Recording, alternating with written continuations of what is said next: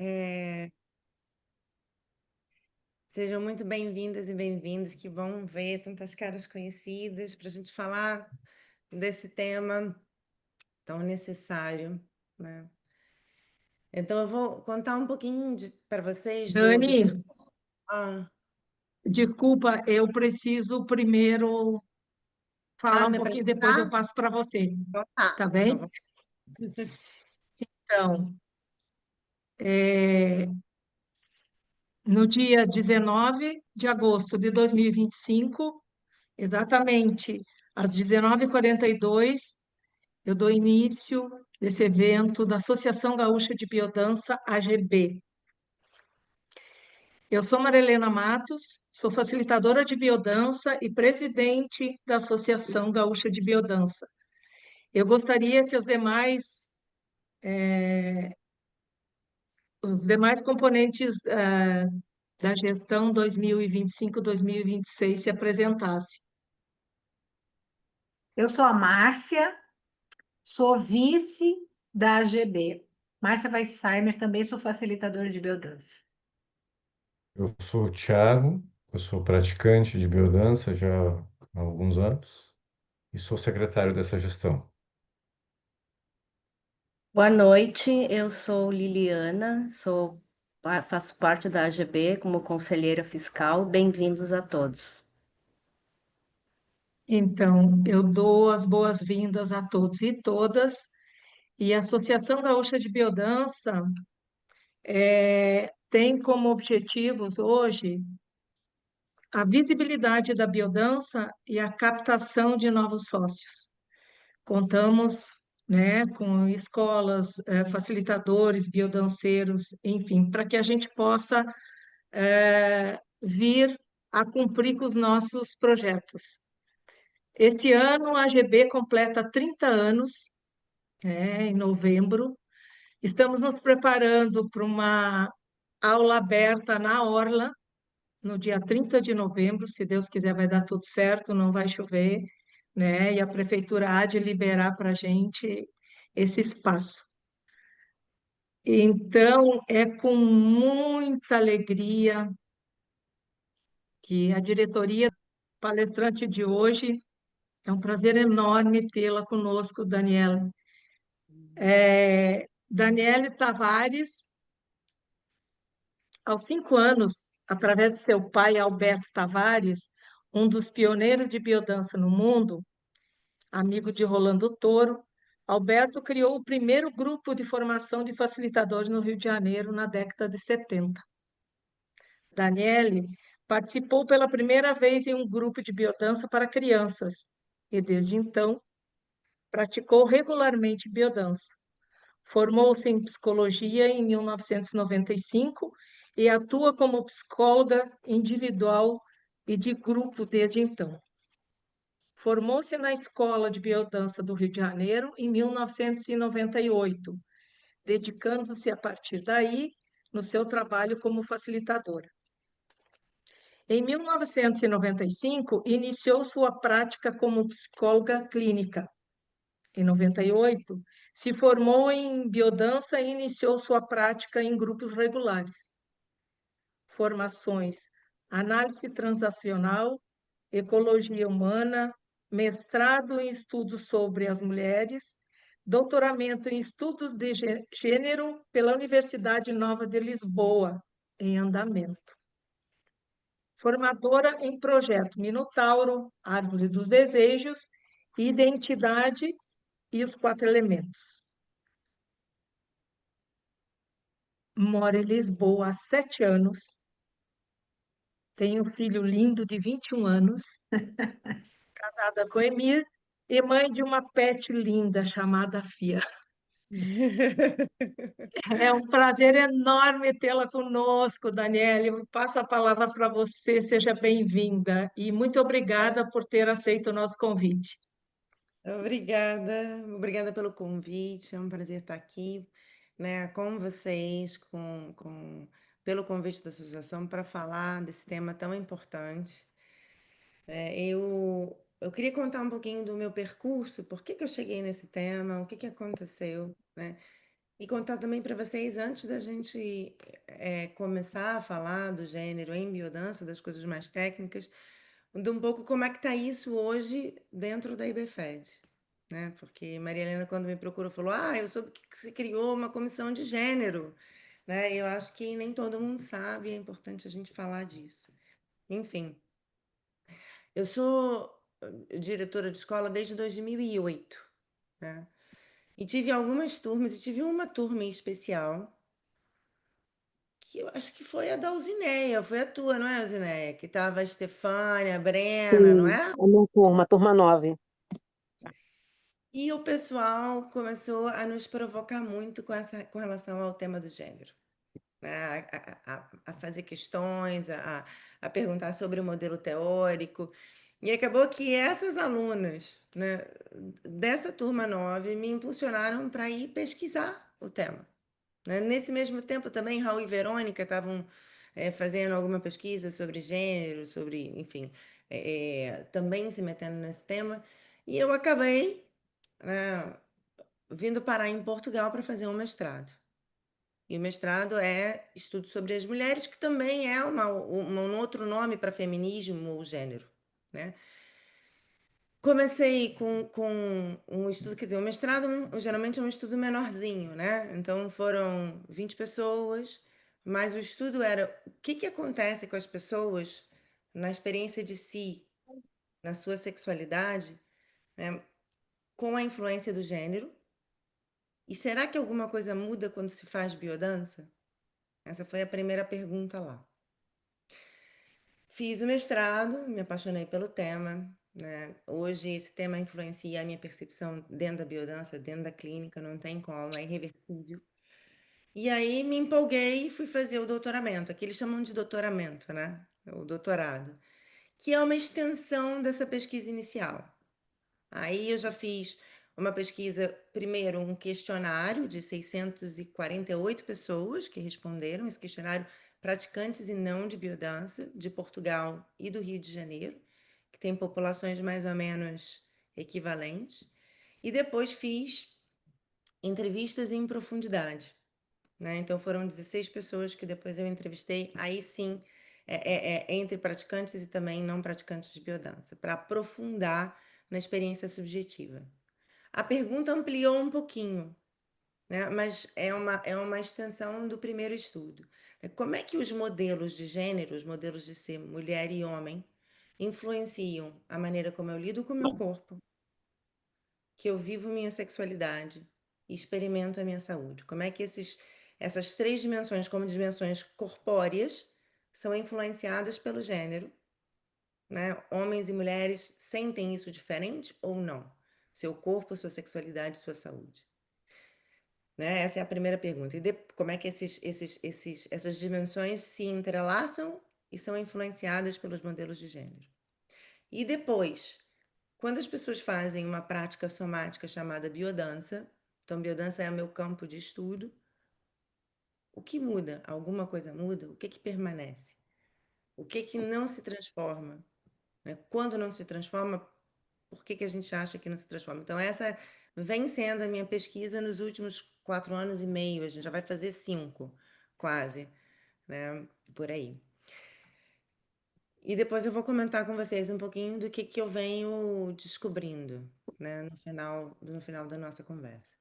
E todo esse movimento, né, de pensar o gênero em biodança, de discutir essas influências e como essas influências culturais podem modificar nossa experiência privada, né, foram me fazendo também trazer essa discussão para dentro da biodança, né, fazer palestras em congressos, fazer aulas, né, e uma das coisas trazer o gênero para o curso de datas, né, que é uma coisa que eu insisti muito, eu estou dentro do grupo de organizador, e eu insisti muito, a gente tem que trazer o gênero, as pessoas precisam estar informadas sobre o gênero, porque se fica desinformado, a biodança está fora do mundo, né? Então a gente trouxe esse tema, e todo esse movimento, e várias outras pessoas, a Mirtes também tem um movimento muito forte na questão do gênero, tem outras pessoas na Espanha também, o coletivo da Espanha também tem um movimento muito forte, enfim. E todo esse movimento de várias pessoas para falar de gênero culminou na criação de uma comissão de gênero dentro da IBFED. Vocês sabiam disso? Então, alguns meses atrás, né, se foi votado em assembleia a criação de uma comissão de gênero, né, dentro da IBFED. Então, hoje nós temos institucionalizado uma comissão que trata dos temas de gênero. Mas quando a gente fala gênero, a coisa fica um pouco solta, né? Nem sempre a gente sabe o que é gênero. Então, para falar disso tudo, né, da pesquisa, da comissão, eu quero compartilhar com vocês aqui. Peraí. Deixa eu abrir aqui meu PowerPoint.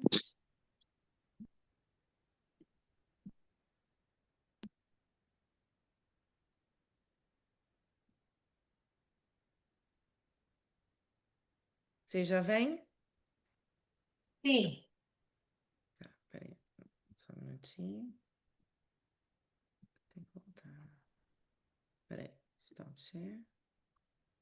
Deixa eu voltar aí. Aqui. Agora eu volto para o share. Cadê? Share.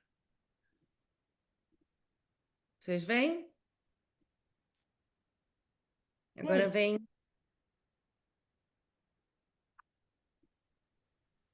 Sim, Dani. E assim, quando a gente fala de gênero, quando a gente fala da perspectiva de gênero, vem muita confusão. Geralmente as pessoas acham que é mulheres contra homens, né? Acham que é falar simplesmente só do LGBTQI+, né? Falar de pessoas trans. Quando eu falo de gênero, o que vem na cabeça de vocês?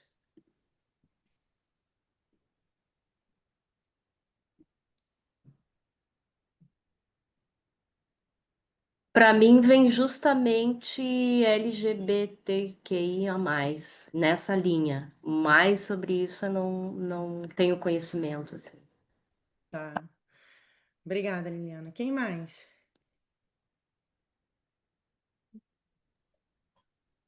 Para mim vem masculino e feminino. Daí, no caso, ou se a pessoa opta por. Aí é outra coisa, mas gênero para mim é masculino e feminino.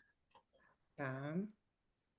Para Que- mim, vem uma indefinição de algo que seja fixo, porque você pode ser, não ser, pode transitar ou não, pode estar ali ou não estar. Parece algo que é sempre fluido. Uhum. Uhum. Para mim é Então, o ser humano. Está falando do ser humano aí, né? Que é um ser uhum. complexo. Né, Dano? Beijo. Tudo bem, meu amor? Tudo bem, Zeca? Então, o gênero é um campo político, teórico e epistemológico, tá? Então, assim, é as três coisas, né? Um campo de atuação política que fala de direitos das pessoas dentro da nossa sociedade. É um campo que estuda como essas diferenciações são estabelecidas na nossa sociedade, como é que a nossa cultura, né, diferencia os corpos e por isso tem diferentes posições de poder através das diferenciações dos corpos. E é um campo de estudo de como é que a gente conhece, né? Falar de gênero é a mesma coisa que falar de feminismo, é a mesma coisa que falar de estudo sobre as mulheres, são campos que se encontram, né? E esse campo teórico, político e epistemológico, que vai estudar como é que a gente produz o conhecimento, né?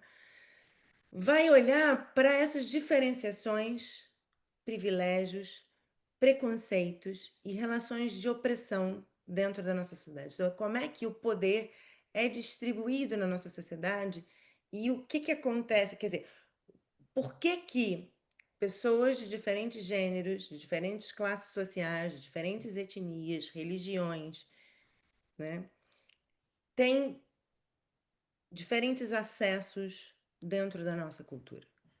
Então, o estudo de gênero é falar de relações de poder, de privilégios, né? E para começar esse papo sobre privilégio, né, eu quero contar um videozinho que eu vi uma vez no YouTube de um professor americano, e ele conta que ali no início dos anos 80, ele se junta com um grupo de amigos da faculdade para estudar essa coisa, esse tal do gênero, né? E aí, como todo estudante americano, eles fazem uma festa, cada um traz uma comida, eles fazem um jantar e conversam sobre o tema. E de repente, tem duas feministas conversando, e uma feminista branca vira para outra e fala assim: eu acho que todas as mulheres são iguais e deveriam ser solidárias, né? Eu acho que nós mulheres todas deveríamos nos unir e falar da nossa experiência que é igual. E a feminista negra olha para ela e fala assim: não, não, não, não. A nossa experiência não é igual. Aí essa mulher branca vira para ela e fala assim: como? Aí a feminista negra pergunta a ela: quando você olha no espelho, o que que você vê? Ela fala: ué, uma mulher. Ela fala: pois é. Quando eu olho no espelho, eu vejo uma mulher negra.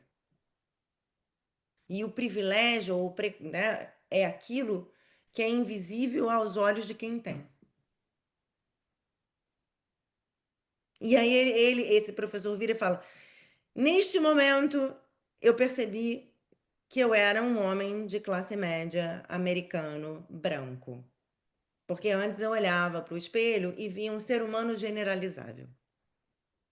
A nossa cultura tem uma autora muito interessante que se chama Oyeyumi, que é uma autora iorubá, que ela fala que a nossa cultura ela tem uma biológica, uma lógica em cima do corpo, que a gente olha para os corpos e a gente cria diferenciações.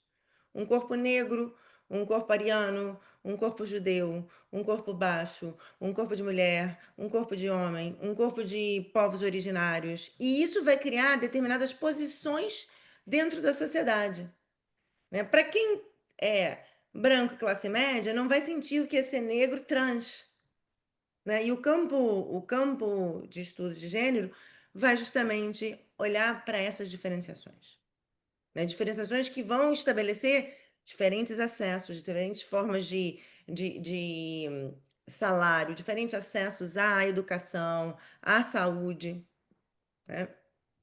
É isso que a gente estuda. Até aqui tudo bem, gente? Sim. Alguma dúvida? É. Então, assim, falar de gênero, falar dos modelos de gênero, né? Porque o que a gente está falando aqui é os modelos de ser homem e mulher, né? A ideia de que só existem seres masculinos e femininos, e que ser masculino é isso e ser feminino é isso. Isso é cultural. Os modelos que nós temos de ser mulher, os modelos que nós temos de ser de homens, são aprendidos.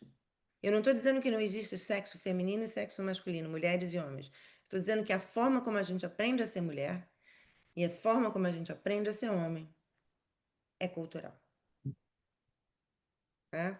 E as culturas são sistemas de significado. São sistemas que fazem com que a gente ordene o mundo e compreenda o mundo de determinada forma e não outra. O gênero, ele faz isso, ele faz uma divisão fundamental de que as mulheres são seres diferentes dos homens e que ser mulher é ser sensível, intuitiva, maternal, cuidadosa, paciente. Que mais? Que mais significa ser mulher? Que vocês já ouviram? Protetora, Protetora, acolhedora. Que cuida da acolhedora, casa. cuida da casa, gosta de cozinhar, Complaciente. isso. É paciente. E os homens? Provedor, Provedor, Fuertes. Forte, racional, racional. né? com pouco contato com as emoções, que mais? competitivo, Competitivo, centrado na carreira, não é? Vocês não acham isso uma divisão meio artificial, não? Isso. Completamente. Vocês não acham que o homem é capaz de ser intuitivo, Tem muita variedade de homens e mulheres também, né? cuidadoso? Na Pode. verdade, e uma mulher não pode ser potente, racional, Pode. líder? Porque, na verdade, todas essas características que eu falei, intuição, cuidado, afeto, paciência, generosidade, potência, liderança, racionalidade, estratégia, força, são capacidades humanas, não pertencem a um gênero. Mas em algum momento da nossa sociedade, que é do. Aí, 1800, quando sai do iluminismo, quando começa a mudar a medicina da antiguidade para a idade moderna, sai de uma ideia de continuidade entre os sexos e a gente começa a acreditar numa natureza diferente entre homens e mulheres. Não sempre foi assim. Antes, as mulheres eram vistas como o negativo do homem. Era uma quantidade. Então, o ovário era era o aparelho genital masculino virado para dentro. Galiano falava disso, né? Então, é como se a gente fosse o negativo da foto. Isso durante a antiguidade toda. Quando começa a entrar a modernidade, quando começa a entrar a medicina, e ela começa a se espalhar e começa a ter um grau de influência na nossa sociedade, por influências também sociais naquele momento, o que estava acontecendo dentro da sociedade, começa a se falar de uma natureza essencial, distinta, que se chama dimorfismo, né? Duas formas diferentes, homens e mulheres. E isso estabelece uma sociedade. Antes, os homens eram vistos como controlados na antiguidade e as mulheres que eram um símbolo do pecado, do descontrole, da luxúria. Vocês lembram da Eva, né? A Eva que faz o Adão comer a maçã. Com o dimorfismo, com a medicina, com novas, né, com essa nova visão, né? O homem que passa a ser o instintivo e a mulher que passa a ser a zeladora. É lógico, porque aí a gente tem a família nuclear que acontece aí neste momento, as mulheres estão, né, enfim, precisam zelar pela família porque é uma estrutura econômica diferente da antiguidade. Eu não vou seguir nisso, né, mas assim, toda essa estrutura de ordenação e diferenciações dentro da nossa sociedade está baseada nessa ideia de uma essência natural, de uma biologia que justifica diferenças e que tem dois mundos que se partem. E a diferença de gênero aqui, na verdade, é uma desigualdade de gênero, porque ser mulher, ser negro, ser trans, né, todos os tipos de coisas que não encaixam no que se acha normal, homem e mulher, né, tudo que não é homem, porque os homens têm um lugar de poder na nossa sociedade, não é culpa dos homens, é a distribuição de poder por conta da questão econômica, social, enfim, cultural. Não tem um culpado. Tem uma estrutura social que se dissipa, que se perpetua. Então, ser mulher vai acarretar menos oportunidades e mais limites. Isso eu acho que é inquestionável, né? Ser negro vai ter isso. Ser trans vai ter isso, né? Ser um dos povos originários, né? Vai ter isso. Então, o gênero justamente vai falar desse tipo de ordenação que cria desigualdades. Dúvida até agora, gente?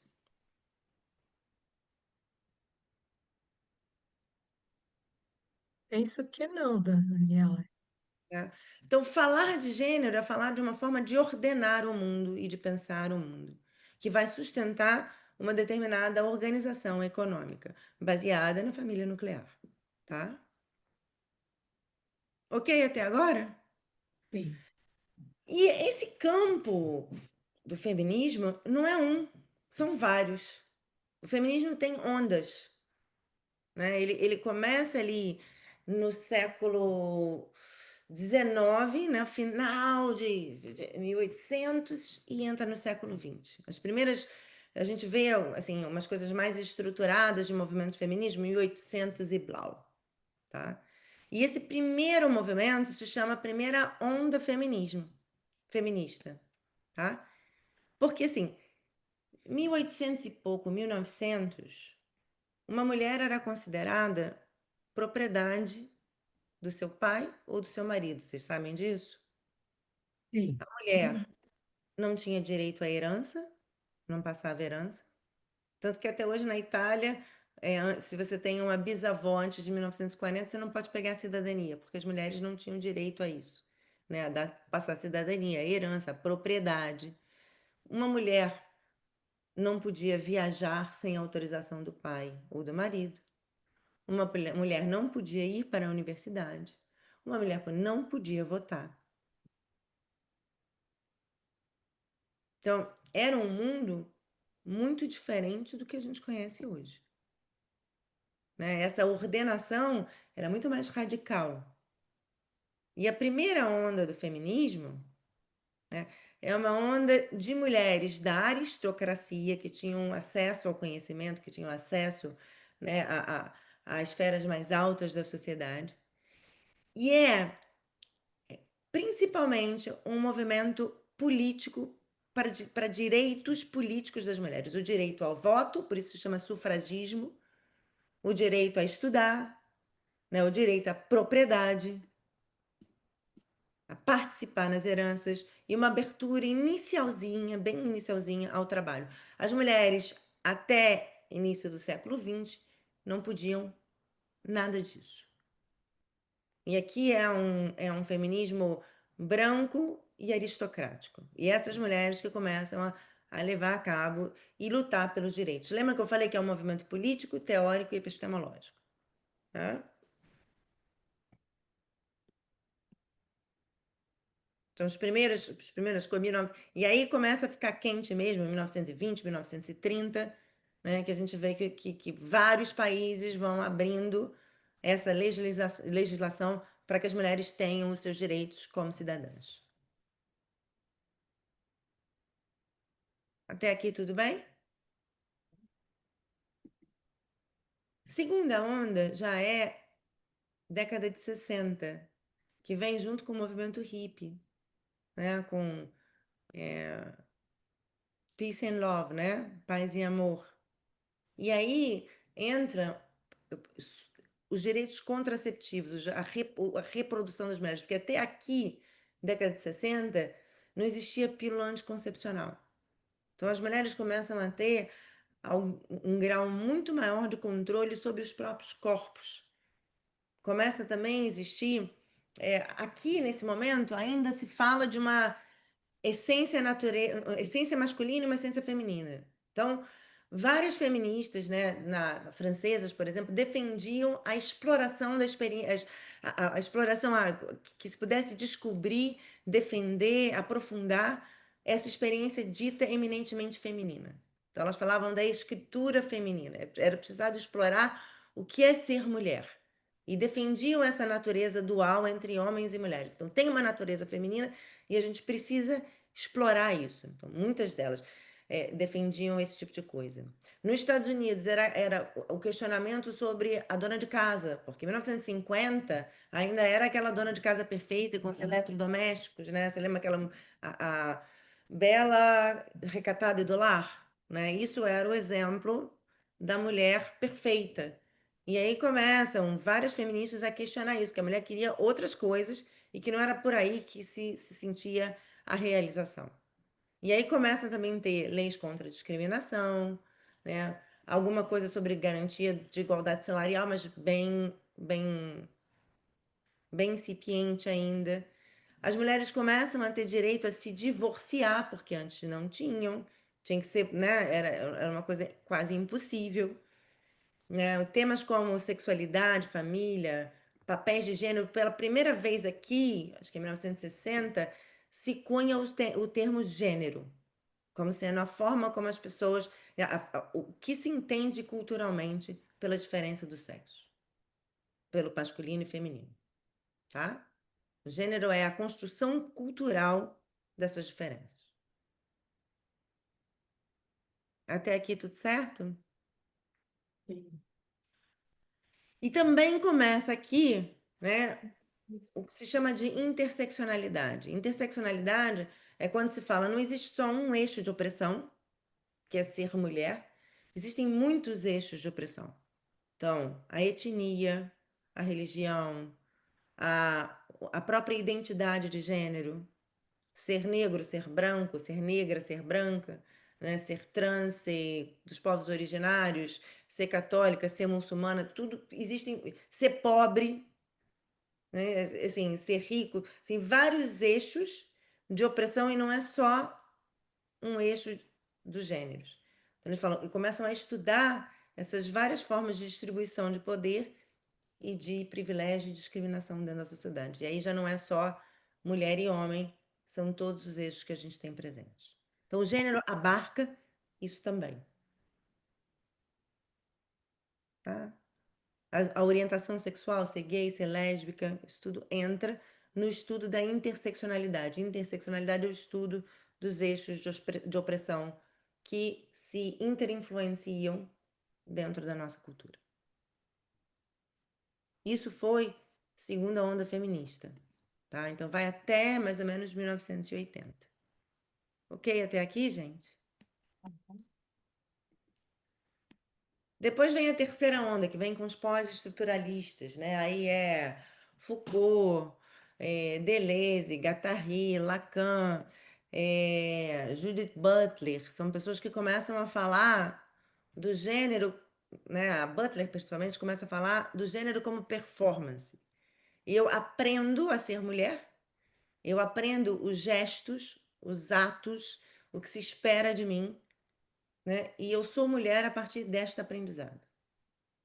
Eu aprendo a ser homem e eu vou ser homem dentro desse modelo que esperam de mim. Como é que eu aprendo? Pela maneira que me olham, pelos brinquedos que me dão, pelas roupas que me colocam, pelo que esperam de mim, porque pelo que dizem que eu sou, como eu sou tratada dentro da escola. Tudo isso vai gerando um conjunto de expectativas que vai criar, fazer o gênero direito, como diz Butler, doing gender. Deixa eu mostrar para vocês como é que isso acontece. Tem um estudo da BBC que eles pegaram bebês bem pequenos, aqueles toddlers, tipo de 1 ano e pouquinho, que a gente não diferencia muito se é menino ou se é menina, né? Já estão andando, mas a gente pegaram vários bebês e trocaram.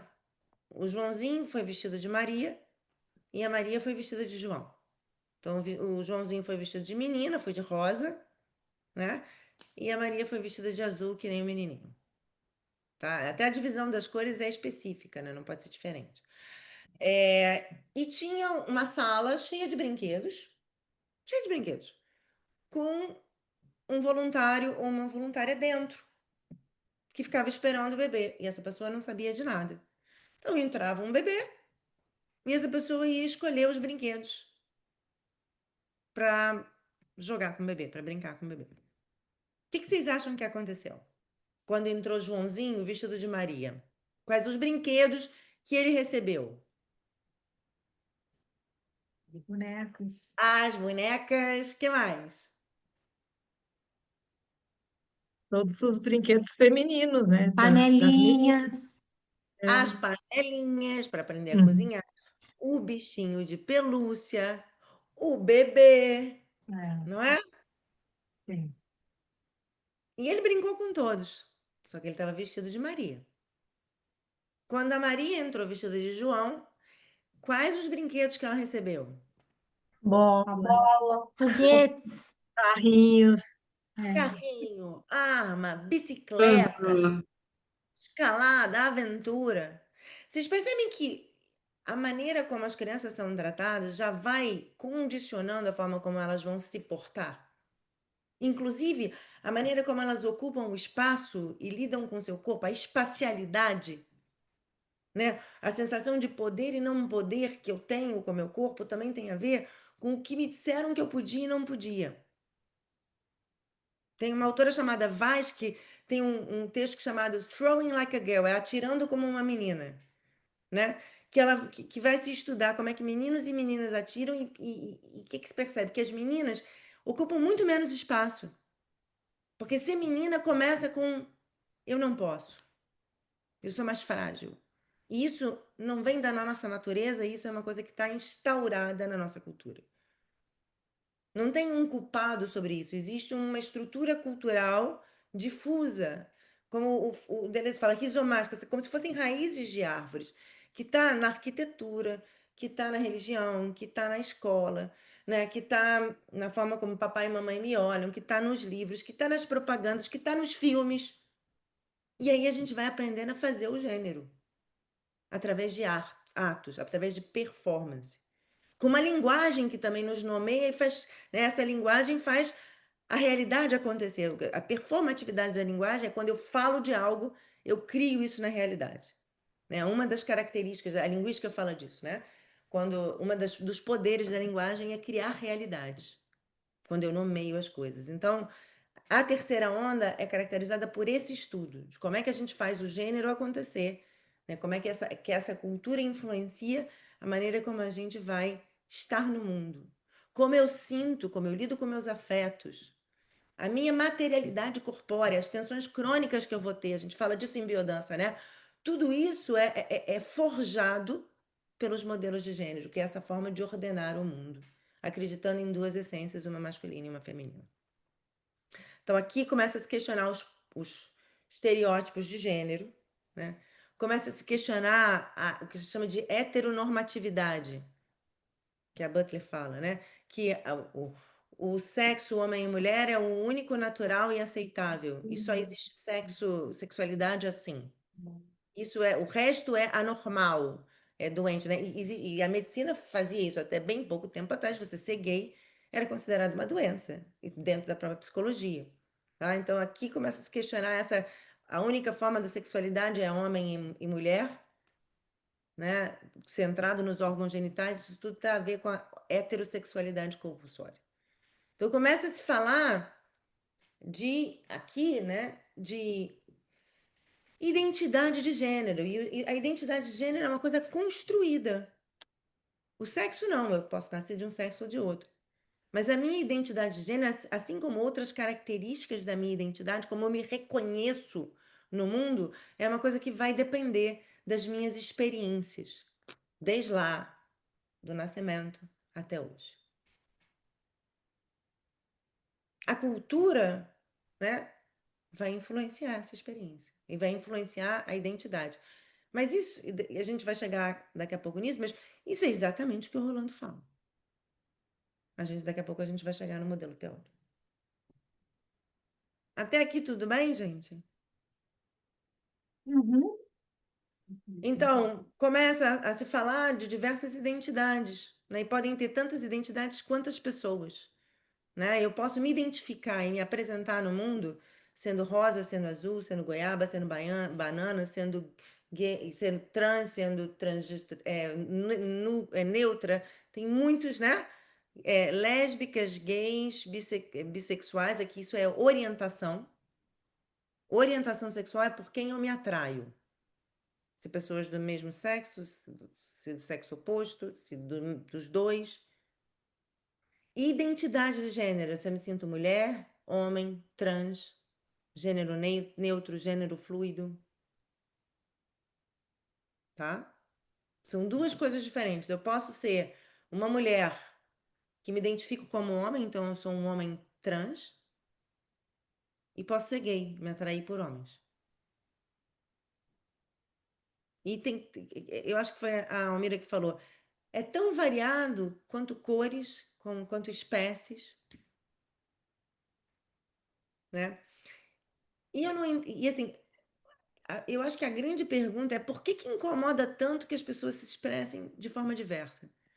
Por que incomoda tanto uma pessoa dizer eu sou homem?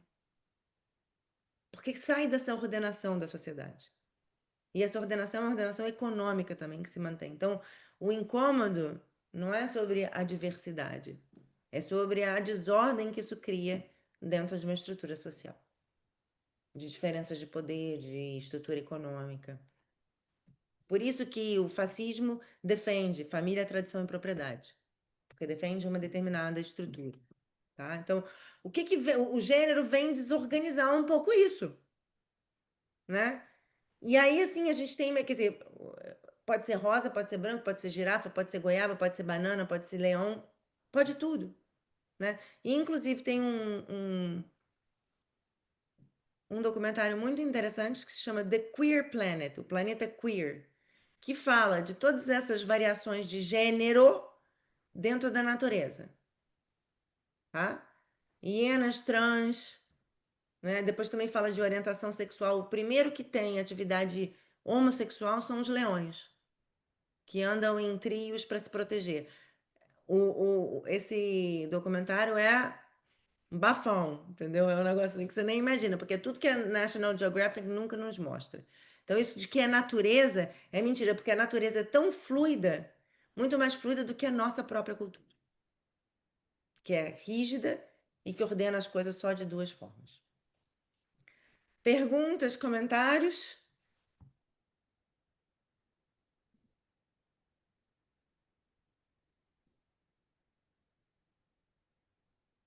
Eu penso que as perguntas podem ser feitas no final, né, Daniele? Pode ser no final, pode ser no meio, a gente pode. Depois, a quarta onda, de 2010 para cá, é quando vem o movimento Me Too, quando entram as redes sociais, quando entra a tecnologia no movimento feminista, né? O combate ao assédio sexual, né? As leis que passam com relação ao feminicídio, à violência de gênero. Esse movimento político acontece neste momento, tá? Uma defesa muito maior da igualdade de oportunidades salariais, de poder e liderança, mas ainda existe uma grande diferença, tá? Eu acho que aqui na Europa, existe uma diferença nos cargos de liderança hoje de 16%. Nos cargos mais de base, né, que são menos cargos de classes altas, tem uma diferença ainda maior. Tá? Então, aqui, o movimento da quarta onda é o enfoque na justiça social, na diversidade, na inclusão, ainda mais. Então, nós temos várias ondas do feminismo e cada uma vai tratar de um aspecto, né, social, político, teórico. E o que tem a ver a biodança com gênero? Por que a gente vai falar de gênero? O que é isso tudo de estudo de cultura, não sei o que, identidade, né? Diz pra gente que facilita a biodança. Então, vamos olhar um pouquinho para o nosso modelo teórico. Quando a gente fala identidade no modelo teórico, o que isso significa? Onde é que está a identidade ali naquele modelo?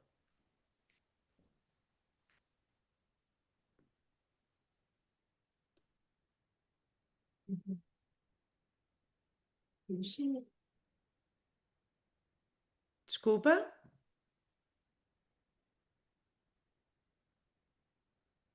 Onde é que começa a nossa identidade?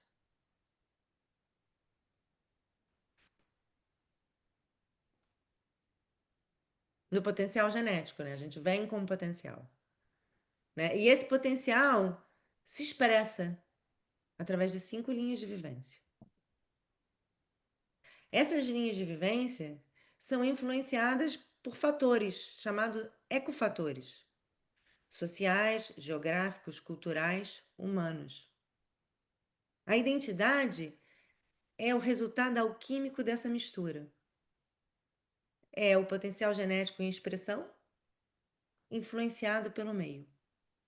A identidade é o resultado dessa dança. Ela não é fixa, ela é mutável, ela é fluida, ela só termina com a morte. Né? E quanto mais eu expresso as minhas linhas de vivência, mais eu tenho a minha identidade ampliada, porque a minha identidade se expressa através das 5 linhas de vivência. Ela está ali no eixo da ontologia, né? Naquele eixo vertical. Então, a gente tem um potencial que se expressa em interação com o meio. É isso que a gente fala? Não é? A cultura é um ecofator, positivo e negativo, né? Dependendo da cultura, dependendo de como vem. Isso vai influenciar a forma como a gente se expressa no mundo. Isto é, isso vai influenciar a nossa identidade. Até aqui a gente tem um acordo, né? Então, existe uma interação entre fatores biológicos e ambientais que se alimentam e influenciam. Nossa identidade é o resultado dessa mistura. Não existe um antes e um depois. A identidade é a mistura. A identidade é a intração. Não tem uma causa e uma consequência, não tem uma essência. Tem algo que se forma à medida que é influenciado. Então, ela é uma manifestação contínua. Falar de essência é uma contradição, porque o nosso modelo é existencialista. Eu me torno eu mesma à medida que eu existo sendo eu mesma em interação com o meio. Então, é um fluxo, tá? Tá no dentro. Desculpa?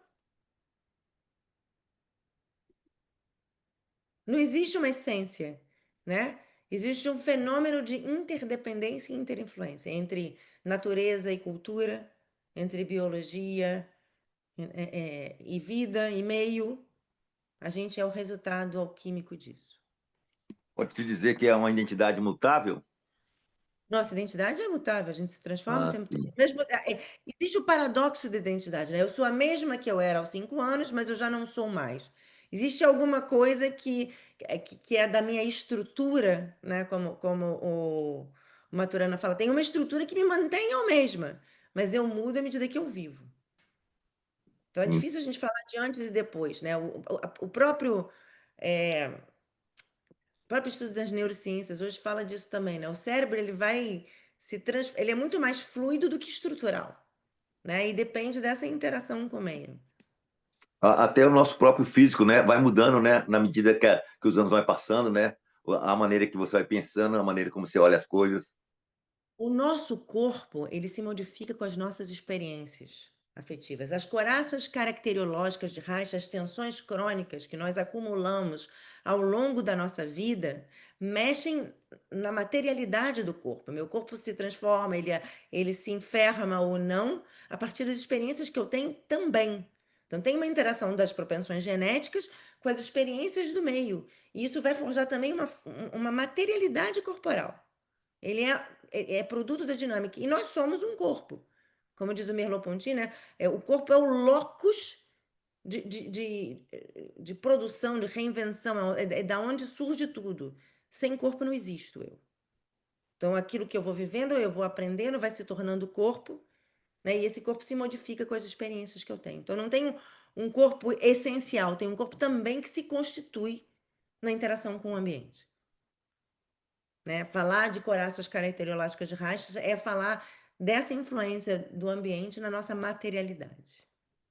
Tá? Então, não existe uma tábula rasa na qual se imprime uma cultura, existem, né, interação de fatores que se constituem.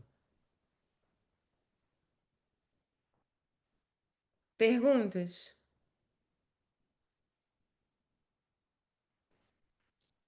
Tem uma autora que se chama Virginia Barad, que ela tem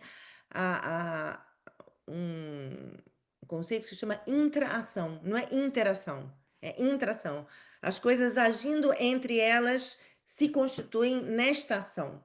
Não tem um antes e depois, elas são constituídas à medida que se interrelacionam. E ela vai lá na física quântica, né, que é o Bohr que fala quando um sujeito observa um fenômeno, ele já modifica o fenômeno em si. Isso é intração. Tá?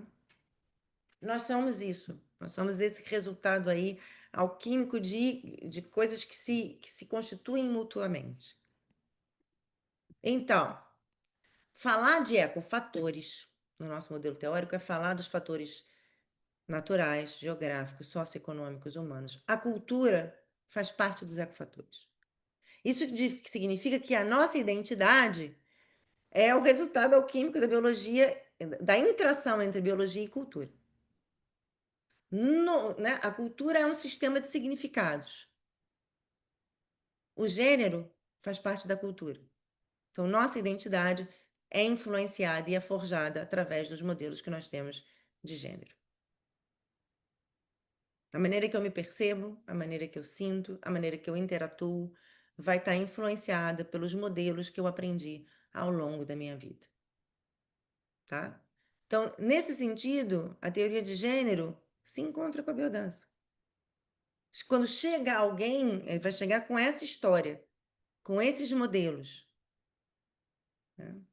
Às vezes com modelos que saem daquilo que a gente acha que é certo, né? Quando a pessoa vem com uma história de transexualidade, com outras histórias, né? E como é que a gente vai receber essa pessoa com essa identidade, com essa história? Porque ser trans também é parte da identidade e das experiências que essa pessoa viveu. É uma construção, assim como todas as identidades e todas as características identitárias. Mas a gente separa, assim, por exemplo, o gênero da orientação sexual. Uma coisa é gênero, outra coisa é a orientação que a pessoa escolhe.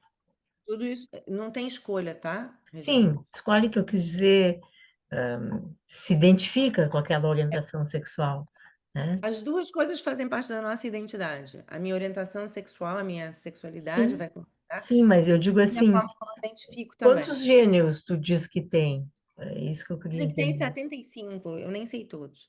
Mas, assim, os que eu, né, homem, mulher, cisgênero.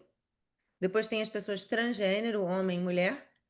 Depois tem gênero neutro, que não se identifica nem com um nem com o outro. Uhum.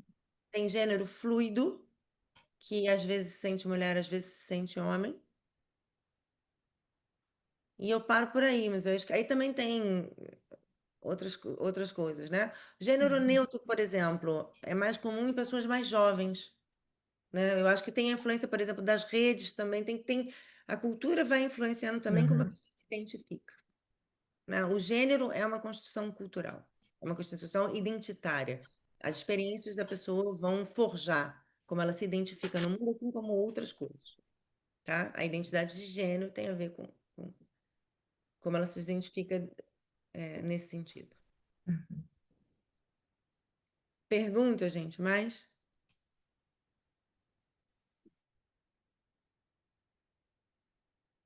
Então, o que o feminismo vai questionar? É esse uso da natureza e da biologia usadas como explicações para criar essas diferenciações socioeconômicas, hierárquicas, patriarcais. Na estrutura patriarcal sofrem todos, sofrem mulheres, sofrem homens, cada um com seu sofrimento. Os homens por terem que ser duros, né, por não conseguirem se conectar com as emoções. E isso que parece que é uma coisa datada, ainda acontece. Na minha pesquisa, isso se repetiu muitas vezes, quando os homens falam dos seus corpos, da exigência com os corpos, né, da sexualidade, da necessidade de eficiência laboral, isso são coisas que ainda pesam muito. E das mulheres, ter que ser bela, ter que ser magra, né, para poder ser escolhida por um homem. A constituição da mulher também tem a ver muito com ser escolhida e estar numa relação. Isso aparece muitas vezes. E isso é cultural. Qual é, né, o nosso compromisso como facilitadoras? É entender que isso é uma cultura e que às vezes as pessoas podem superar esses padrões, esses modelos e descobrir outras coisas. Mas se eu não estou informada sobre esses modelos, eu posso reproduzi-los inadvertidamente. Eu posso dizer que ser homem é fazer danças assim e que ser mulher é fazer danças assim.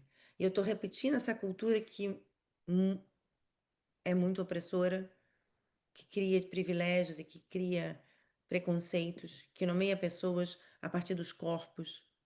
Mas quando a gente fala de diversidade em biodança, a gente fala de ter um compromisso de realmente poder receber todos os seres humanos com todas as suas características. Alguém já me falou assim: não, mas biodança é inclusiva. Biodança é para todos, biodança é biocêntrica. Eu falei: é? Quantas pessoas trans você tem no seu grupo? E negras? E pobres? E dos povos originários? Quantas? A gente é realmente inclusivo ou a gente quer ser inclusivo? Acho que Como é pode que... ser, quer ser inclusivo, porque inclusiva não é não. Porque eu sou um homem negro e eu sinto isso na própria pele. No Entende? Então, Congresso, assim, no Congresso na Itália, a gente teve uma experiência que, né, quantos negros tinha lá no Congresso da Itália? Né? Nós éramos raridade. aí eu fui buscar as pessoas trans na minha pesquisa, apareceu uma. Não tem. E quando não tem parte da espécie humana, a gente não está sendo inclusivo. Mas é claro que se eu faço danças masculinas e femininas, uma pessoa trans ou uma pessoa gay, onde é que ela cabe? Se eu continuo dividindo a experiência humana, porque eu acredito, e eu ouvi isso de um casal espanhol quando a gente fez uma mesa redonda, e eles falaram disso, e eu realmente acredito no que eles falam, que a divisão masculino e feminino é mais uma dissociação, assim como é corpo e alma, como é pensamento e emoção, tá? Como é a razão e a emoção. Porque parte é a experiência humana. E se eu reproduzo isso, eu não estou abarcando a diversidade. Eu estou reproduzindo uma cultura opressora. Então, eu acho que esse é o compromisso como facilitadoras e facilitadores de biodança, né? Poder realmente pensar nessas formas de ordenação e como é que isso pode estar sendo reproduzido se a gente não presta atenção. Às vezes nas dinâmicas dos nossos grupos, às vezes na forma como a gente fala, às vezes na linguagem que a gente usa, né? Porque geralmente a gente fala, escolhe um companheiro. É sempre homem. Eu não falo mais escolhe um companheiro, eu falo escolhe uma pessoa. Ou senão eu falo escolhe um companheiro ou uma companheira. Isso faz uma diferença. A linguagem ordena o mundo. A maneira que eu falo ordena meu mundo. E o mundo das pessoas com as quais eu falo. Então, refletir sobre isso reflete também sobre as dinâmicas de poder dentro dos nossos grupos, na instituição da biodança, né? Sobre os abusos que podem acontecer, porque a gente sabe que essa sociedade que tem essas diferenças de poder permite que os corpos femininos sejam abusados, sejam violentados, né? Muitas vezes posturas abusivas dentro dos nossos grupos tem a ver com a gente estudar o gênero, como a gente reposicionar as coisas. Aí uma vez me ligou uma amiga e me perguntou, mas Dani, os homens já não sabem mais o que fazer dentro da biodança, coitados, né? Porque agora não sabe como tocar. Eu falei, tá tudo bem não saber. Tá tudo bem desacomodar. Porque a maneira como era, né, as pessoas já não aturam mais. Serem tocadas, serem abusadas. Quer dizer, porque o patriarcado gera abuso dentro e fora da biodança. Mas a biodança está no mundo. Então os abusos também vão passar nos nossos grupos. Também vão passar, entende? E falar de gênero é pensar nessas coisas. É pensar que ética a gente quer estar, qual a abertura à diversidade a gente quer ter, uma reflexão sobre as danças, sobre as formas como a gente fala. Então, por exemplo, eu já não faço mais danças masculinas e femininas. Eu faço danças yin e yang, dançam todos. Dança de sedução, as pessoas se seduzem como querem, né? Enfim, biodança a gente trabalha, grupo compacto, a gente trabalha orgia, por que que a gente tem que ordenar isso? Então, assim, já não trabalho. Então, a ideia de uma essência feminina e masculina, para mim, com meus estudos, caiu por terra. Eu falo de yin e yang, eu posso falar de homens e mulheres, agora, uma essência, né? Tem uma bióloga chamada Anne Fauci Sterling, que ela vai estudar as diferenças dentro do grupo de homens e dentro do grupo de mulheres, né, dentro da biologia. E ela vê que existem mais diferenças aqui entre os grupos, né, entre os homens em si e entre as mulheres em si, do que entre os homens e as mulheres. Então, abarcar a diversidade é pensar isso. É pensar o gênero, é pensar as formas de ordenação, é pensar as formas de opressão, é pensar como a gente pode estar, de repente, inadvertidamente reproduzindo esse tipo de modelos, né? Aqui é linguagem, não é idioma, dentro da nossa própria biodança. E para terminar, o que eu encontrei também na minha pesquisa foi muito sobre isso, tá? Assim, os homens menos centrados na beleza, mais centrados na funcionalidade do corpo, com uma sexualidade inicialmente mais livre, né? Mas muito focados na eficiência. As mulheres muito preocupadas com a beleza, com uma sexualidade ainda restrita, dependendo da escolha e da aprovação de um homem, a autoestima sempre muito ali em xeque, né? De formas diferentes de perceber a saúde e de adoecer. As mulheres, né, quer dizer, enfim. Então, lidam com o corpo, com a sexualidade e saúde diferente dos homens. Os homens estão muito preocupados com a funcionalidade, as mulheres mais preocupadas com a beleza. Mulheres mais velhas têm uma autoestima melhor, porque se liberam da ditadura da beleza. Quando fazem biodança, se os facilitadores e facilitadoras são informados do gênero, existe uma transformação, mas tem coisas que ainda se mantêm. Então, assim, o que eu tenho concluído é que pessoas que são letradas em gênero, né, conseguem levar as pessoas num outro lugar. Senão você reproduz esses mesmos padrões da beleza, da feminilidade assim, dos homens terem que ser fortes. O que a gente está fazendo é uma reprodução dessa cultura. Que a gente critica tanto, porque o Rolando critica muito a cultura, né? Apesar dele não gostar do feminismo na época e tal, ele tem umas críticas lá, mas o Rolando é um grande crítico da cultura e da influência da cultura. Então, o meu convite é para que a gente pense sobre isso. Comissão de Gênero fala disso, fala de situações de abuso de poder e de sexualidade dentro de biodança, fala da visibilidade das mulheres na construção da teoria da biodança, porque a gente tem as mulheres do Rolando. Quem são as mulheres do Rolando? Tem nome? Porque foram pessoas que ajudaram a construir, que construíram junto com ele. Não tem nunca uma história de uma pessoa, as histórias são sempre plurais, né? Como é que a gente conta essa história de outros lugares, né? Como é que a gente fala da metodologia de biodança, de músicas ou de exercícios que sejam reprodutores de desigualdades, de um padrão patriarcal, né? Como é que a gente fala de ética dentro do biodança para que os abusos não continuem acontecendo? Então, a gente tem essas subcomissões que vão estudando esses diversos aspectos do gênero, né? E mais que nunca, a gente precisa falar disso, né? Porque... Peraí, desculpa, perdi vocês. Aqui. Se a biodança deixa isso, ela fica fora do mundo. Aqui eu paro a minha falação e abro para vocês me perguntarem, criticarem, falarem suas impressões, tirarem suas dúvidas.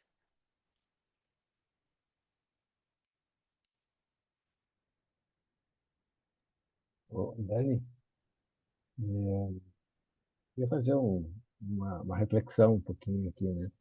Eu acho muito interessante isso que tu fala, né? Porque eu também teve um determinado momento que eu parei de dar dança feminina e masculina e uma vez, quando eu acho que tu estava presente naquele encontro no Uruguai, que teve, acho que 2017, 2016, lá em Piriápolis, que houve uma vivência, inclusive com o Raul, com a Verônica, né? Que eles deram a vivência dança masculina e dança feminina.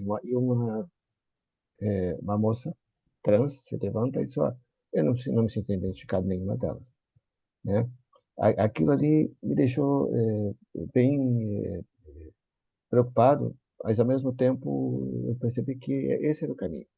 Eu vou falar uma coisa que pode parecer muito engraçado. Nessa mesma vivência, até eu brinquei com a Verônica, ela disse assim, vamos aproximar de alguém e fazer um acariciamento dos cabelos. Eu disse, mas eu não tenho cabelo. Então, isso, para mim, expressa exatamente o que tu estava tentando dizer, né? Quer dizer, a gente está generalizando alguma coisa e perceber, e a gente não se dá conta dentro da biodança que não é o cabelo que gosta de cabeça, é o couro cabeludo, né? Então, quando a gente foca desse jeito, me parece bem importante, né? E uma das coisas que, por exemplo, me fascina muito na biodança é não propor um modelo, né? E aqui na Escola Gaúcha a gente debate muito essa ideia que não é a biodança que faz algo para você, é o que você faz com o que a biodança te oferece, né? Uhum, E eu claro. gosto muito daquela ideia, né, de que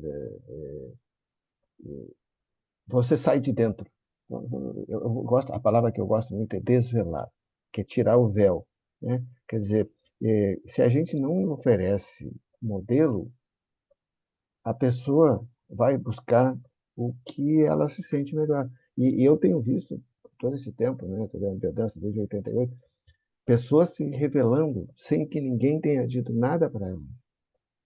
Mas a pessoa se deu conta, eu sou assim, eu mereço, eu quero ser amado, né? Então, e por isso que é muito importante, eu acho que se coloca essa questão. Existe muito machismo dentro da biodança, É. muito machismo dentro da biodança, E muito né? abuso. Oi? E muito abuso ainda. Entende? E ao mesmo tempo, existe muito preconceito contra o uso do corpo, tanto por parte dos homens como por parte das mulheres. A gente não consegue ainda olhar para o outro e escutá-lo. A gente olha para o outro com nossos olhos, com as nossas crenças e com a nossa vivência e julga, né? Então isso que eu acho que é uma coisa muito perigosa, porque aquilo que às vezes eu tenho sempre a ideia assim, tudo que é consensual é válido dentro da biodança. E só o que é consensual é válido, né? Até o Rolando dizia isso, é, você invadir alguém é uma coisa pelo menos grave, agora deixar-se ser invadido é gravíssimo, né? Então, esse tipo de coisa que eu acho que a gente tem que trabalhar dentro da biodança, né? Porque eu acho que, por mais que a gente. Eu acho importantíssimo discutir gênero, mas eu trago as minhas vivências, eu trago as minhas crenças. E isso também é importante, a gente olhar para nós e perceber as nossas limitações, né? Eu posso olhar para ti, posso até nem concordar com o que você está fazendo, mas é isso que você quer? Faz, vai, né? Se você vai fazer com dois, com três, alguma vivência ou qualquer outra coisa, tá bom para os três? Ótimo, né?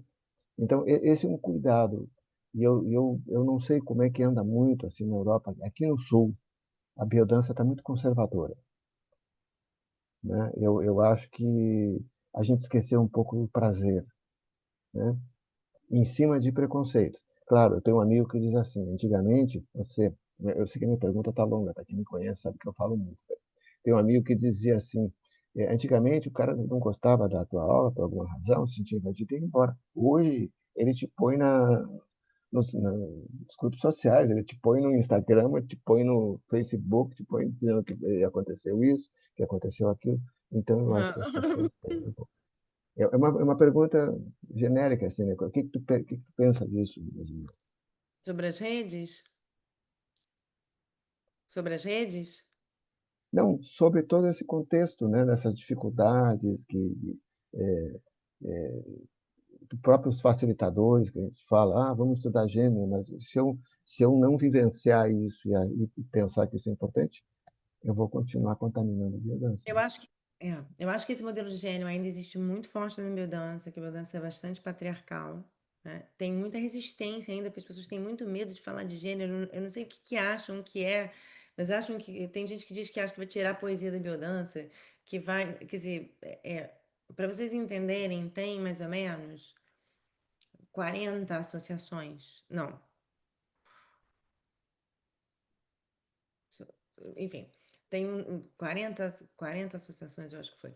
É, a comissão de gênero foi aprovada com 51%, quer dizer que 49% disseram não à comissão de gênero. Porque não sabiam que era gênero, ou porque tem medo de falar desse tema, entendeu?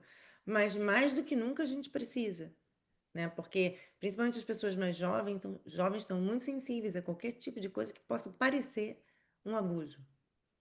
A própria coisa a gente é uma terapia de contato. Então, muitas vezes, esses próprios modelos e esses preconceitos vêm na forma como as pessoas se tocam, na forma como acham que podem tocar, né? Vem no dizer o não ou não. Só que, por exemplo, dizer não é tão fácil assim. Não basta eu chegar para alguém e dizer assim, você tem que aprender a dizer não. Porque se a pessoa vem com uma história de opressão, com uma história de abuso, nem que eu fale 500 vezes, ela vai conseguir dizer não se alguém invadir. Ela vai congelar. Então, existe uma responsabilidade mútua, mas também existe uma pedagogia que precisa ser muito trabalhada. Porque senão você, de novo, retraumatiza e responsabiliza a pessoa que às vezes é vítima por um limite que ela não conseguiu dar porque ela tem uma aprendizagem fisiológica de congelamento, né? Então, assim, não é tão simples como a gente acha que é. Essa pedagogia ao contato, ela é delicada e ela precisa ser feita de uma forma, né? Enfim, se a gente, eu não sei se a biodança é conservadora nesse sentido, mas eu hoje trabalho com muito cuidado. Depois que o grupo está trabalhado, tá tudo legal, mas para chegar lá eu sou progressiva, principalmente na Europa, né? Porque eu quero ensinar esses passos e o não é um lugar fundamental, mas não é aprendido assim, né? Às vezes a pessoa precisa muito mais. Fala, meu amor. Obrigado. Obrigada, Mauro. Hola Daniele, ¿cómo estás? Bien, Comprendes el español, ¿verdad? sí, Bueno, comprendo.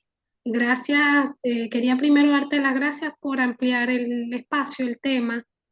Me amplías el campo. Yo ahorita estoy junto con un compañero que se llama Víctor, aquí en Venezuela.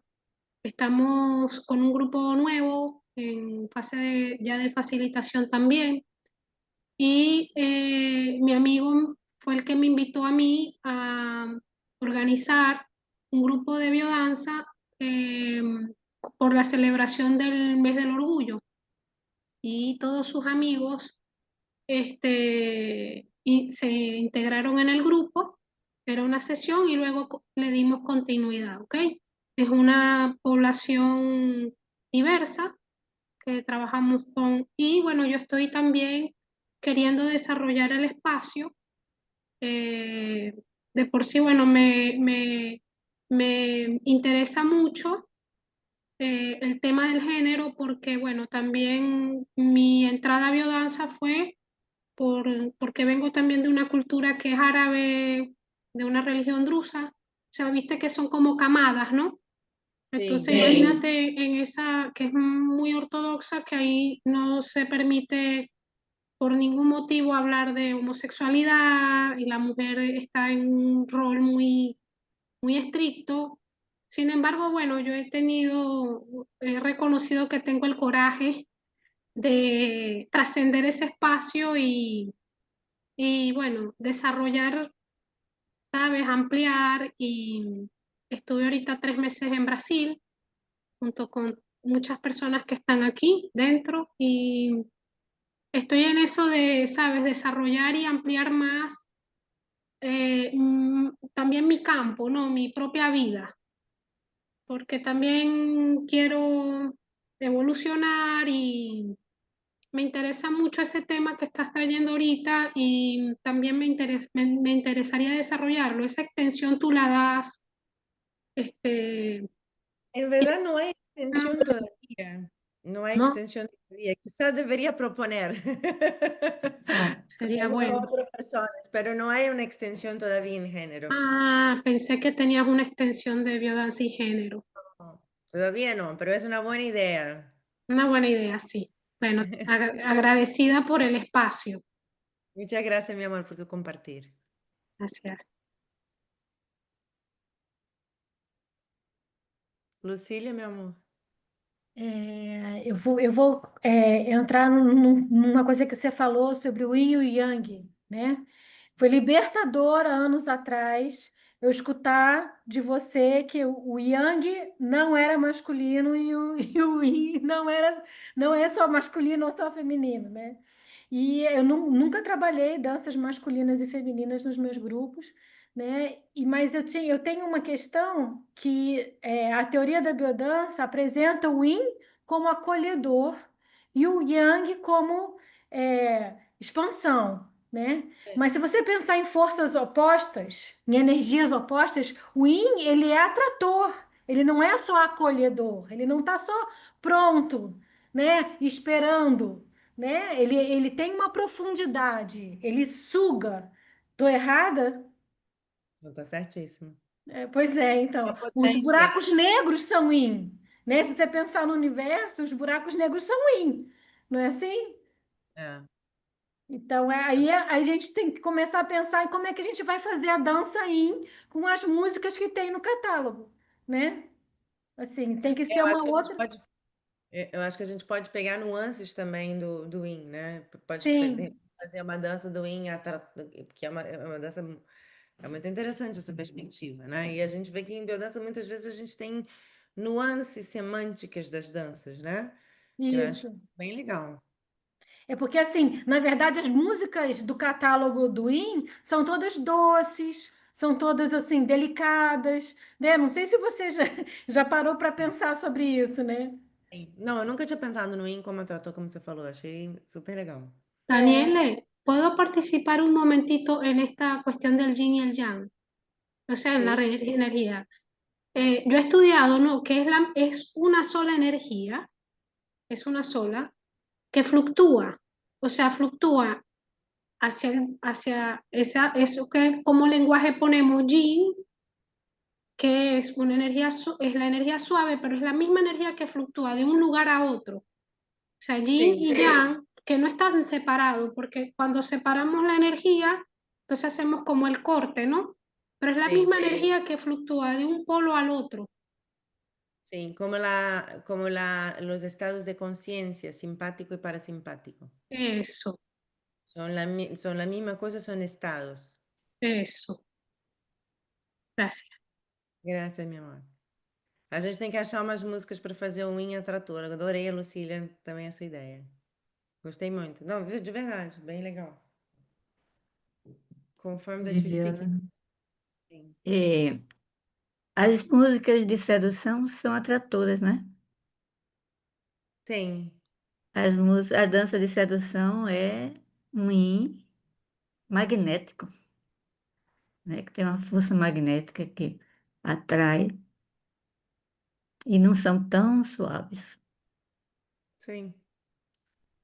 por E assim, exemplo. acho que dá pra gente usar as mesmas músicas para homem e mulher, não precisa botar Sim, música, sim, né? claro. Aqui tem se você bota uma música com um saxofone, né? A dança das pessoas vai ser atraente, né? Atratora de qualquer maneira, né? Você não precisa ter uma boa yang e uma... dica, Mira. Oi? Boa dica, Mira. A gente vai olhar agora as danças de sedução como para In também, né? Para In. É. Alguém mais, amores?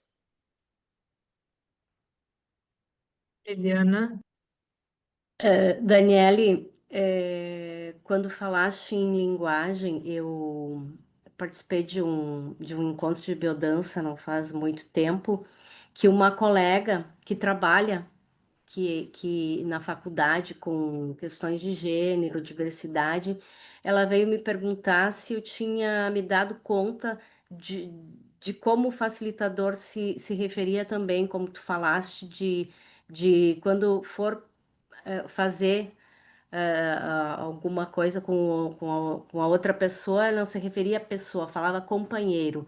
Para mim não me incomodou porque o meu ouvido está acostumado e para mim foi. Mas só que para ela, como ela trabalha com essas questões, para ela não ficou bem. Então, como isso é interessante, né? De acostumar o ouvido, né? E falar também a essas questões diferentes, né? E eu Porque não assim, tinha me dado conta disso. a linguagem, ela estrutura o mundo. Ela Uhum, estrutura a interessante. percepção do mundo, né? Então, quando o universal é masculino, e às vezes a gente está, e às vezes a gente está com um grupo só de mulheres e um homem, e a gente fala, escolhe teu companheiro. Entende? E isso mostra uma ordenação, uma forma como a gente percebe as coisas. Então, por exemplo, na Espanha, né, tem muitas pessoas que, inclusive, facilitam, que falam tudo no feminino. E tem gente que fica se sentindo incomodado, né? Mas é porque geralmente a maioria é mulher, né? E aí eles vão mudando isso. Eu falo pessoa, e se eu falo companheiro, eu falo companheiro ou companheira. Muitas vezes eu troco masculino e feminino. Então, as facilitadoras, não são os facilitadores. As facilitadoras de biodança também, a gente esquece de nomear. Aqui, entende? E quando eu não nomeio, eu não estou vendo. Se eu não estou vendo, não existe. Se não existe, não toma espaço. Não ocupa espaço no mundo. As coisas precisam ser nomeadas. As mulheres, né? Por isso que eu falei da coisa da história das mulheres. A gente precisa nomear as pessoas que estão ali, né? E a linguagem faz isso. Ela canaliza a nossa atenção para determinados fenômenos e não outros. Se são companheiros, não são companheiras. Dani, aliás, esse negócio que você falou da Espanha, né, aconteceu que porque todas vamos fazer tal coisa, e É, todas, eu digo, por que que vocês usam todas? Aí as mulheres todas caíram para cima de mim. Viu como é bom a gente ficar sendo tratado? Eu digo, não, que eu não sou desse meio, eu só queria saber. Aí uma me disse, é porque a gente usa todas as pessoas, né? Isso que a Dani está propondo. Ou seja, aí tu pode chamar de todas, não tem problema, de todas as pessoas, né? sim. E eles às vezes usam no feminino de propósito, para dar uma para compensar, né? Tantos milhares de anos que a linguagem foi masculina. Assim, o nosso português tem muito mais genderizado que outros, né? O inglês é mais neutro, tem línguas mais neutras. Mas o nosso é genderizado, então a gente precisa prestar atenção. Cláudia? Boa noite, Daniela, boa noite a todas e todos. Olha, eu sou uma mulher cis, bissexual, há 20 anos tendo um relacionamento homossexual, homoafetivo, perdão. E eu sou professora aposentada da Universidade Federal da Paraíba, e ainda quando estava em exercício, chegamos a fazer um grupo que a ideia era acolher um pouco as pessoas trans, que nessa época a universidade estava tentando trabalhar bastante esse tema. Felizmente, esse grupo não se transformou num grupo de biodança com pessoas trans, que isso seria também algo um pouco esdrúxulo. Aham. Mas chegaram pessoas, foi muito interessante esse grupo, porque ali a gente tinha pessoas com relacionamento homoafetivo, inclusive casais heterossexuais, mães com filhas homo, que queriam um pouco entender um pouco melhor esta questão, né? E acabou sendo realmente uma discussão de gênero. Para nossa surpresa, a questão mais libertadora foi exatamente a do feminismo, a libertação de uma mãe, da mãe que acompanhava a filha. Então, foi um grupo muito interessante. Lamentavelmente, a gente não fechou isso como uma pesquisa, né? Ficou como experiência, foi uma experiência É? enriquecedora. E é claro que a gente ainda quer navegar nesse tema, mas o que eu queria colocar para você, né, é assim, que me parece que a biodança, que um dia já foi extremamente revolucionária, né, e transgressora, ela está hoje muito conservadora. E, que, e eu acho que isso está afastando as pessoas, inclusive os jovens, indiferente de gênero. Tá? Então, aqui fica assim, né? E me parece que incluir de qualquer maneira todas as pessoas seja um caminho muito importante para a gente renovar a biodança. Mas a minha pergunta para você é como atingir, exatamente como a gente chegar nisso? Como é que você está chegando nessa inclusão, Daniele, lá em Portugal? Obrigada, viu? É, Adorei. né? Assim, eu tô aqui em Portugal ainda com um grupo regular, né? Que agora abri o segundo, entendeu? Mas também vem muitas, não aparece gente trans, entendeu? Tem uma pessoa negra, uma pessoa com necessidades especiais, né? Hoje eu tenho um cadeirante, por exemplo, na, no grupo, que era um aluno que sofreu um acidente, que era um aluno que caminhava e que sofreu um acidente de moto e hoje está na cadeira. Mas assim, eu gostaria de fazer mais, entendeu? Eu gostaria de colocar a pesquisa na faculdade, eu fiquei.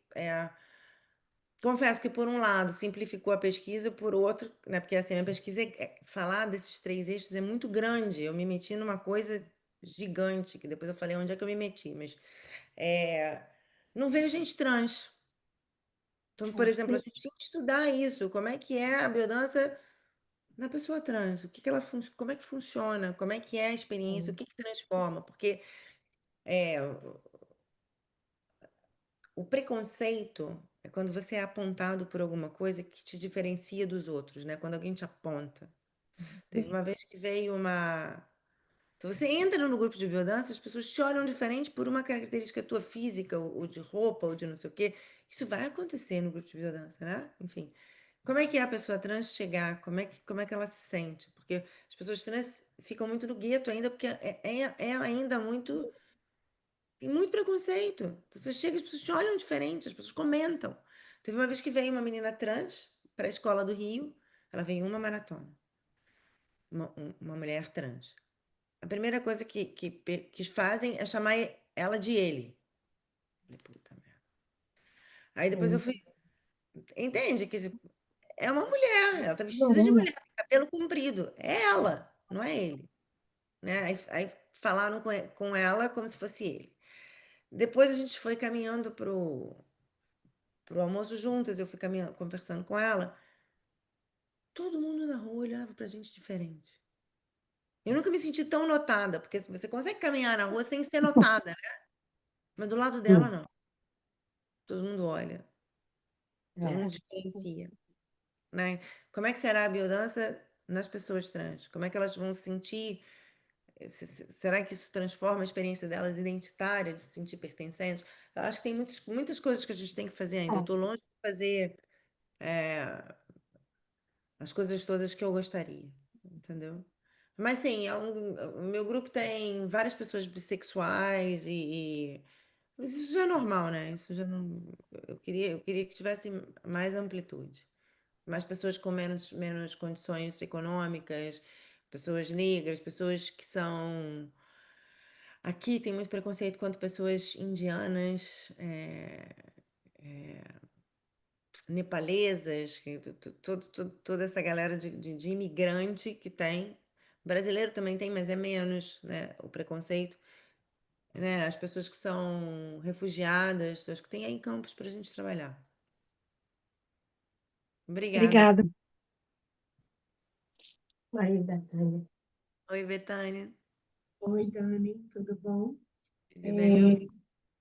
É, eu tenho a oportunidade de estar com uma mulher trans no meu grupo, psicóloga da, é, do CRP, né? Presidente CRP, e o que ela coloca para mim, o que ela colocou para mim é que foi uma verdadeira revolução na forma dela de lidar com o corpo a partir da biodança.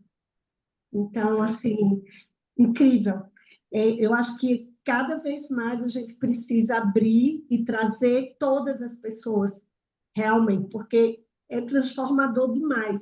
Ela disse: eu passei a lidar com o meu próprio corpo totalmente diferente a partir de fazer biodança. Né? Então, assim, tem preto também. Então, tem preto e tem trans.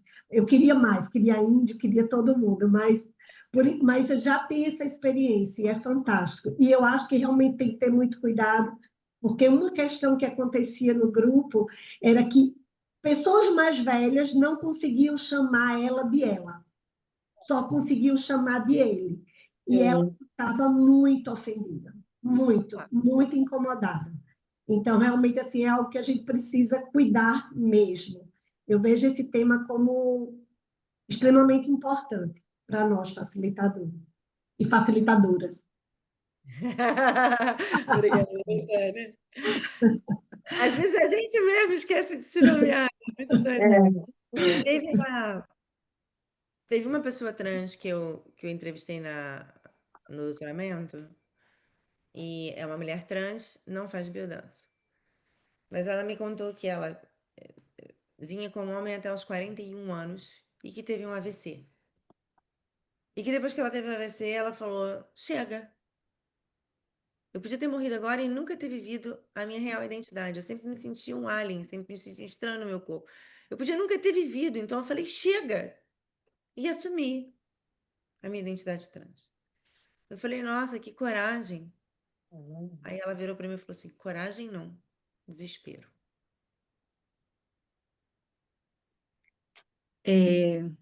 Com essas falas todas que estava vendo, né, eu vejo que Realmente, eu penso que a biodança trabalha da mesma forma para todos e que dá segurança, fortalecimento da identidade, seja qual for, né? Se sentir segura e com coragem, porque a gente precisa de coragem para ser autêntico. Pode ser um lugar assim, mas as facilitadoras e os facilitadores precisam ter essa informação e essa crítica, senão Sim. a gente desatentamente não é tão acolhedor assim, não é tão diverso assim, né? Amores, eu acho que tá meio que chegando a hora da gente se despedir, Dani, né? deixa eu só te fazer uma perguntinha. Só falar um negocinho Você faz rapidinho. parte desse grupo, né, que está estudando, né, a questão de gênero. Vocês estão pensando em divulgar alguma coisa, algum Estamos, escrito? estamos. Porque eu acho que é importante. A gente vai começar a fazer, a partir de setembro, palestras. A primeira palestra vai ser para os diretores e diretoras de biodança. A gente quer informar os diretores e diretores, porque daí saem os facilitadores, as facilitadoras. A gente quer que as pessoas saibam o que é gênero, mas depois a gente vai começar a abrir, né? A gente vai oferecer palestras, a gente vai fazer reflexões, a gente vai oferecer material, a gente vai gravar vídeos. A gente tem aqui um plano gigante, né? Nós somos 15 com várias subcomissões, entendeu? Depois a gente vai até abrir para mais gente. Quanto mais o trabalho vai aumentando, mais gente também pode participar, entende? É tudo super novo e a gente vai fazer.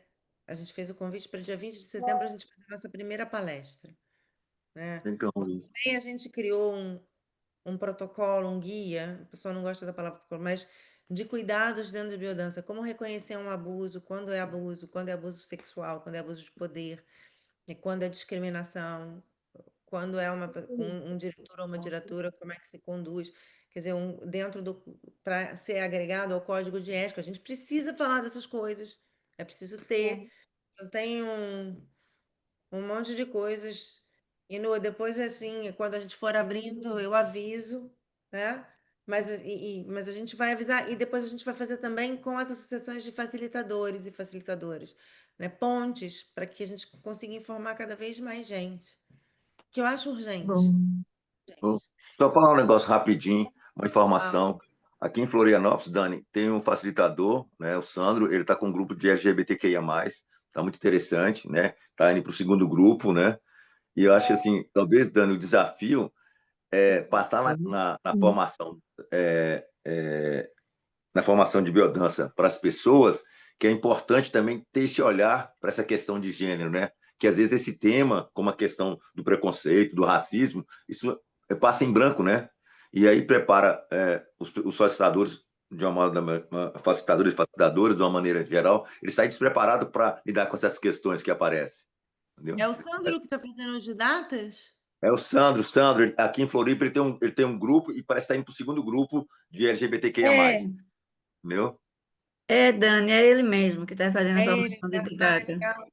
É. Ele estava É lá no. assim, É que ele que eu mesmo. o desafio é trabalhar os trem de uma forma que, na formação, as pessoas que estão fazendo a formação conseguem lidar com essas questões da questão do preconceito com relação ao negro e tudo mais, que não é falado, na própria biodança, né? Eu até quero agradecer aqui para ti que o teu apoio lá na Itália, você e a André, foram fantásticas, né? Nos acolheu e isso, assim, abriu portas, né?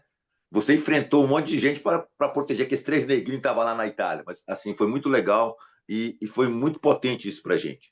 Né? Gratidão. E acho que a formação tem que trabalhar essas questões. Muito, muito, muito forte a tua fala e muito potente, né? Sucesso aí nesse seu doutorado. Obrigada, meu Um amor. beijo, querida. Daniele, eu sei que o horário já está além da conta. Então, assim, parabéns pela tua palestra, gratidão por ter aceito o nosso convite. A GB fica eternamente grata por esse momento, né? Obrigada pela presença de todos e todas. Se surgirem algumas perguntas, Dani, você faz parte do grupo ali. Aí, Pode quem abrir. quiser, aí você pode responder, né? Ah, Porque com pode prazer. surgir. E de repente, pelo horário, as pessoas também ficam um pouco constrangidas em estender É. mais esse tempo, né? A gente pode estar Mas aberto, posso partilhar material com vocês, o que que vocês quiserem. maravilha. Né?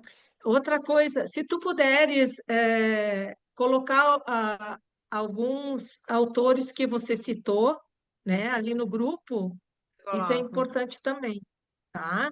Mas assim, ó, a GP, a diretoria toda agradece pela tua presença, pelo teu carinho, né, e por essa maravilha de tema que você nos trouxe.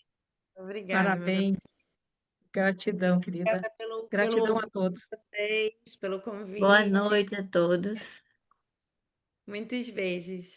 Obrigada, amor. Dani. Então, Dani. Beijos. Boa noite. Tchau. Boa noite aí, gente. Valeu. Boa Tchau, boa noite. noite. Boa Tchau, noite. Daniele. Gratidão, Maravilha. Dani. Boa noite. Boa Boa noite, noite. gratidão a todos. Abraço. Boa Tchau, noite, tchau. gratidão. Parabéns, RGB, Tchau. pela live. Grande beijo para vocês aí. Beijo, amores. Obrigada. Tchau, Dani. Tchau, amores.